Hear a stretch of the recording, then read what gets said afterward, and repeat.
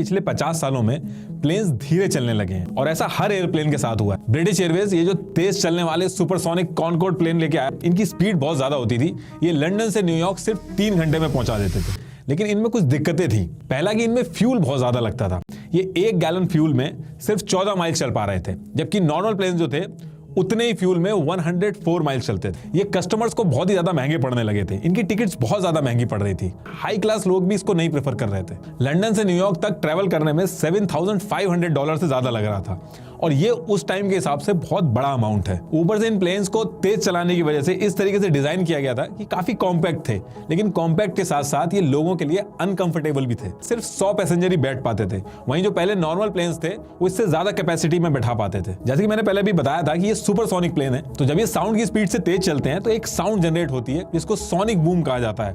आपने देखा होगा जब एक फाइटर जेट आसमान में जाता है तो काफी तेज आवाज आती है। ग्राउंड पे जो नीचे लोग होते हैं वहां तक सुनाई आती है। ये उसी तरीके की आवाज करते थे। जिस रूट पे ये चलते थे उस रूट के ग्राउंड के लोगों को काफी नॉइज पोल्यूशन झेलना पड़ता था और इसमें जो एयरलाइन वाले थे उनको भी भारी नुकसान हो रहा था, क्योंकि नंबर ऑफ साइकिल्स तो बढ़ रही थी प्लेन की, लेकिन रेवेन्यू कम हो रहा था। एक चीज आप समझ लीजिए, सुपरसोनिक प्लेन्स वो होते हैं जो साउंड की स्पीड से तेज चलते हैं और जो साउंड की स्पीड होती है वो होती है 767 माइल्स पर आवर। तो इस स्पीड से जो भी प्लेन तेज चलेगा उसको सुपरसोनिक बोला जाएगा और जो कम चलेगा उसको सबसोनिक बोला जाएगा। और आज की डेट में जो कमर्शियल प्लेन उड़ते हैं ये सबसोनिक प्लेन होते हैं। प्लेन की लाइफ इससे डिसाइड नहीं होती है कि वो कितने साल चलता है। एक प्लेन का लाइफ स्पैन डिसाइड होता है साइकिल्स में, कि कितनी बार उसने टेक ऑफ और लैंड किया। ऑन एन एवरेज एक प्लेन की जो लाइफ होती है वो 44,000 साइकिल्स होती है। मतलब कि वो 44,000 टाइम उड़ सकता है, उसके बाद रिटायर हो जाता है। अब जब ये सुपरसोनिक प्लेन्स आए तो 6 घंटे की फ्लाइट 3 घंटे लेने लगी। इससे नंबर्स ऑफ फ्लाइट्स बढ़ी और नंबर ऑफ फ्लाइट्स बढ़ते ही प्लेन की एज भी कम हुई। अब इतना पैसा लगा के सुपरसोनिक प्लेन्स बनाया गया, लेकिन लोग उसके बाद भी नॉर्मल फ्लाइट से यूज कर रहे थे पैसे की वजह से। अब ये सुपरसोनिक प्लेन्स बनाने वाले पैसा चाह के भी कम नहीं कर पा रहे थे, क्योंकि कॉस्टिंग बहुत ज्यादा थी। ये सुपरसोनिक प्लेन्स को लाने के पीछे मेन रीजन यही था कि लोग कम टाइम में अटलांटिक ओशन को क्रॉस कर लेंगे।